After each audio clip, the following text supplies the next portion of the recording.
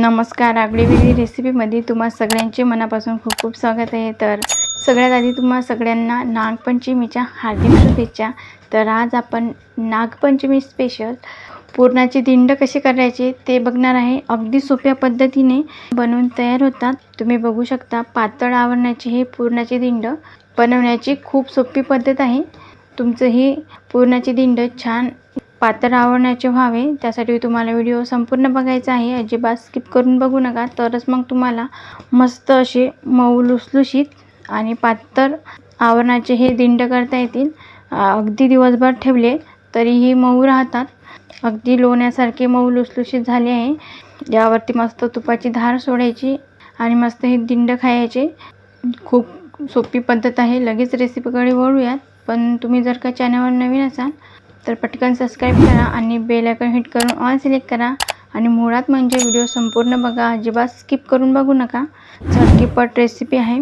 चला तर मग आपण नागपंचमी स्पेशल मस्त असे मऊ लोण्यासारखे पातळ आवरणाचे पुरणाची दिंड करायला लगेच सुरुवात करूया.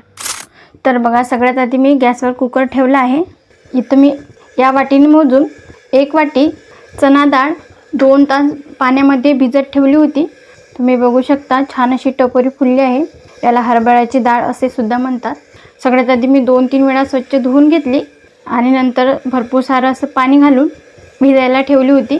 तर आपल्याला ही पाण्यासकट यामध्ये घालून घ्यायची आहे. आता पाण्याला छान दणकून एक उकळी आणून घेऊया. गॅस मोठ्या आचेवर करायचा.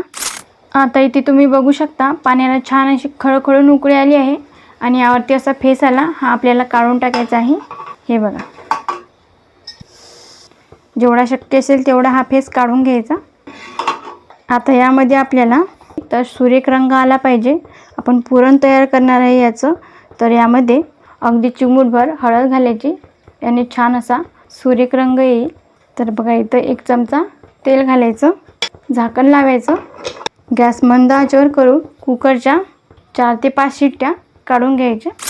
आता इथे मी जवळपास कुकरच्या 5 ते 6 शिट्ट्या काढून घेतल्या आहे आणि वाफसुद्धा काढून घेतली. कुकर हलकासा थंड देखील करून घेतला. तर यामध्ये आपण चणा डाळ भिजत घातली होती पाण्यासकट.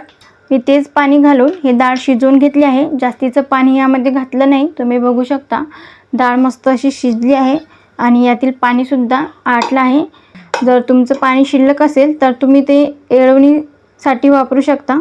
डाळ भिजवण्यासाठी इथं मी 1.5 ग्लास पाणी घातलं होतं आणि पाण्यासकटच डाळ शिजायला घातली. त्यामध्येच ही डाळ अशी छान मऊसूत शिजून घेतली. तुम्ही बघू शकता मग छान एकदम मऊसूत झाली आहे. आता लगेच हे आपण कुकर खाली उतरून घेऊया. तर इथं बघा, मी सगळी चणा डाळ कढईमध्ये काढून घेतली आहे. जेवढी वाटी आपण डाळ घेतली त्या वाटीनेच मोजून 1 वाटी किसलेला गूळ घालायचा आहे आणि छान याला मिसळून घ्यायचं. आता ही डाळ आपल्याला गूळ विरघळेपर्यंत शिजून घ्यायची आहे. तर बघा, इथे मी हे मिश्रण छान असं गूळ विरघळेपर्यंत शिजवून घेतलं. तुम्ही बघू शकता फारसा असा ओलावा यातील कमी झाला आहे. पुरण आहे तर मग जायफळ गेलंच पाहिजे. तर अगदी चिमूटभर जायफळ किसून घालायचं. याची चव कुठल्याही गोळ्याच्या पदार्थामध्ये खूप छान येते, म्हणून अगदी चिमूटभर घालायचं. आणि यामध्येच अगदी चिमूटभर सुंठपूड घालायची आणि अर्धा चमचा वेलची पूड. आता छान हे मी एकदा मिसळून घ्यायचं.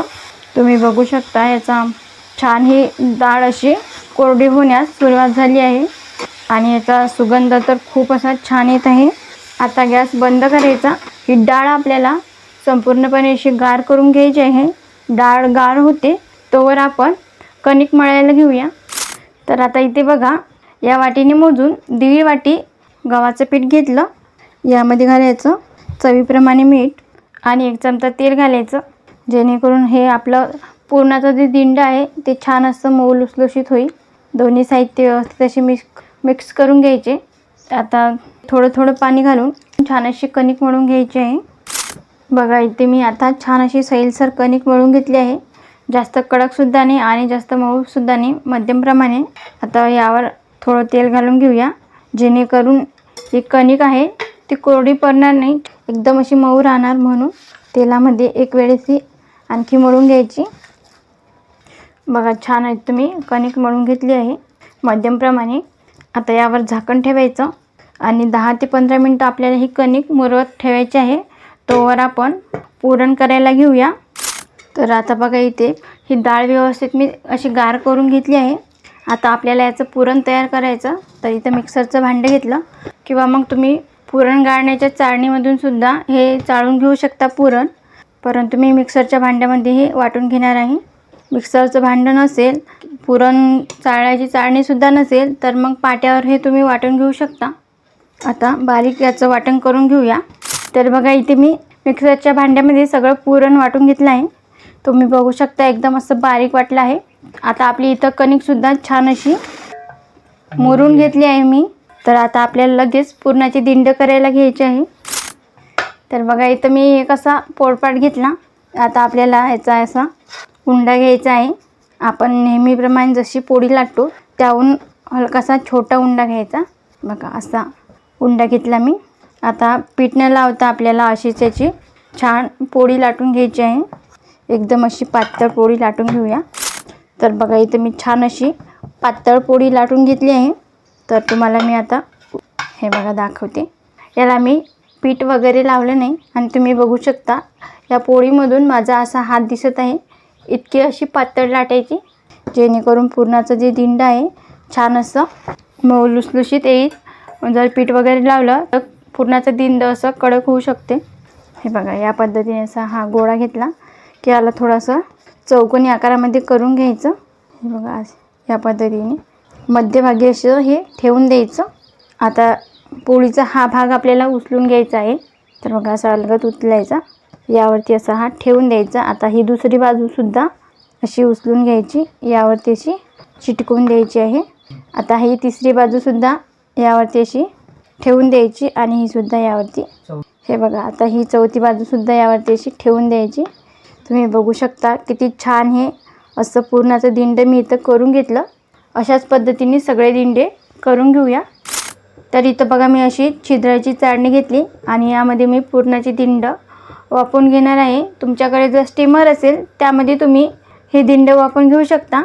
बघा इथं मी चाळणीला तेल लावून घेतलं, यावरती असं हे दिंड ठेवून द्यायचं. तर बघा इथे आपले 5 दिंड बनवून तयार आहे. चला तर आता आपण हे वाफवून घेऊया. तर इथं मी एका पातेल्यामध्ये अर्धा पातेला भरून पाणी उकळायला ठेवलं होतं. पाण्याला छान अशी दणकून उकळी आली की यावरती आपल्याला ही चाळणी ठेवून द्यायची आहे आणि यावर एक झाकण ठेवायचं. तर बघा इथं मी यावरती असा पोळपाट ठेवला आहे आणि गॅस आपल्याला मंद आचेवर करून घ्यायचा आणि हे पुरणाचे दिंड 10 ते 12 मिनटं आपल्याला मंद आचेवर वाफवून घ्यायचे आहे. तर आता इथे बघा जवळपास 12 मिनटं झाले. आता आपण झाकण उघडून बघूया. मी आधीच गॅस बंद करून घेतला आणि तुम्ही इथे बघू शकता बोटाला अजिबातही चिटकत नाही, म्हणजे चांगल्या प्रकारे हे वाफवले गेले आहे. हे चाळणी आपण खाली उतरून घेऊया आणि हे पुरणाचे दिंड संपूर्ण असे गार करून घेऊया. तर आता इथे बघा मी पुरणाचे दिंड चाळणीमधून काढून घेतले आणि संपूर्ण असे गार करून घेतले. सर्विंग प्लेटमध्ये काढून घेतले आहे. तुम्ही बघू शकता मस्त एकदम असे सुरेख दिसत आहे. तर नागपंचमीला पुरणाचे दिंड हे सगळीकडे असे आवर्जून केले जातात. असं म्हणतात की नागपंचमीला विडीने कापता येत नाही, गॅसवर तवा किंवा मग चुलीवर तवा ठेवता येत नाही, मग अशा वेळेस हे असे पदार्थ केले जातात. तर बघा इथं मी तुम्हाला एक पुरणाचं दिंड ओपन करून दाखवते. इथं मी सुरी घेतली, तुम्ही बघू शकता किती छान हे पुरणाचं दिंड झालं आहे. बघा कट केल्यावर बघा पुरण किती छान दिसत आहे. तर इथं मस्त आपलं हे असं पुरणाचं दिंड बनवून तयार आहे. या नागपंचमीला तुम्ही हे अवश्य पुरणाचं दिंड करून बघा. चवीला खूप असं छान लागते आणि यामध्ये मस्त भरपूर सारं असं तुपाची धार घालायची आणि खायचं, खूप असं टेस्टी लागते. तर इथं आपलं मस्त एकदम पातळ आवरणाचं पुरणाचं दिंड बनवून तयार आहे. ही रेसिपी तुम्ही एकदा करून बघा, खूप सोपी आहे. तुम्हाला पहिलाच प्रयत्नात जमेल. रेसिपी कशी झाली ते कमेंटमध्ये सांगायला विसरू नका. तुम्हाला आजचा व्हिडिओ आवडला तर लाईक आणि जास्तीत जास्त तुमच्या फ्रेंड फॅमिलीसोबत शेअर करा. तसेच आगरी वेगळी रेसिपीला सबस्क्राईब करून त्याचबरोबर बेल आयकॉन हिट करून ऑल सिलेक्ट करा, जेणे का होईल मी छान छान रेसिपी अपलोड करेन त्याची नोटिफिकेशन तुम्हाला येऊन जाईल. आज वेळात वेळ काढून तुम्ही ही रेसिपी बघितल्याबद्दल तुम्हा सगळ्यांचे मनापासून खूप खूप धन्यवाद. अशीच छान छान रेसिपी तुम्हीसुद्धा एकदा बनवून खात जा. भेटूया नेक्स्ट व्हिडिओमध्ये.